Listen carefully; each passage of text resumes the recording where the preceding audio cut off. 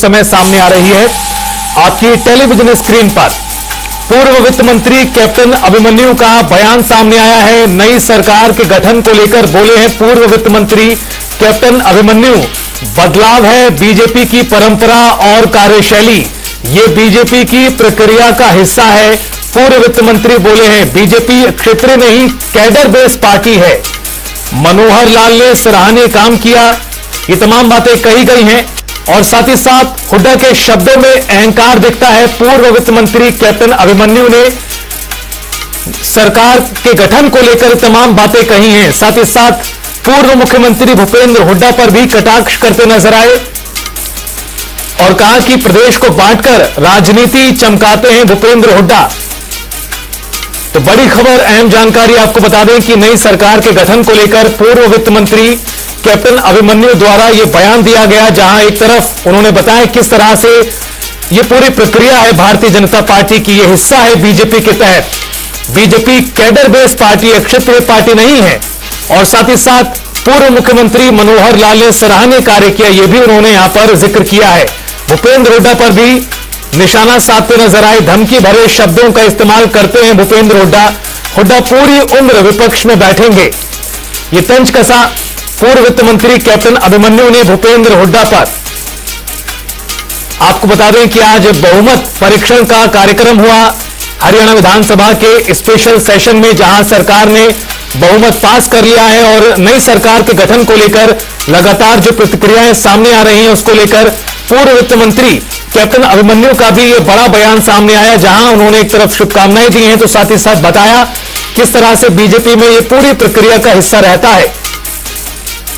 और क्या कुछ कहा गया पूर्व वित्त मंत्री कैप्टन अभिमन्यु की ओर से, आइए आपको सुनाते हैं। ये जो बदलाव हुआ है ये भारतीय जनता पार्टी की कार्य पद्धति का एक सहज हिस्सा है। हम लोग एक कैडर बेस्ड ऑर्गेनाइजेशन है, कार्यकर्ताओं का संगठन है, विचारधारा को लेकर के काम करते हैं। कोई परिवारवादी, जातिवादी, क्षेत्रवादी संगठन नहीं है। और एक कार्यकर्ता के नाते मनोहर लाल जी ने 9.5 वर्ष मुख्यमंत्री के तौर पर हरियाणा प्रदेश की सेवा करने का अनूठा काम किया है, अनुकरणीय काम किया है, सराहनीय काम किया है। और अब कहीं ना कहीं जो हमारा संगठन है, केंद्रीय नेतृत्व है, और नई भूमिकाओं में उनको देख रहा होगा और साथ ही साथ उनके कामों को आगे बढ़ाने के लिए निरंतरता की पद्धति के आधार पर हमारे एक अच्छे कार्यकर्ता साथी नायब सिंह सैनी जी को हरियाणा प्रदेश का मुख्यमंत्री की जिम्मेदारी दी गई है और आज उन्होंने विश्वास मत हासिल किया है।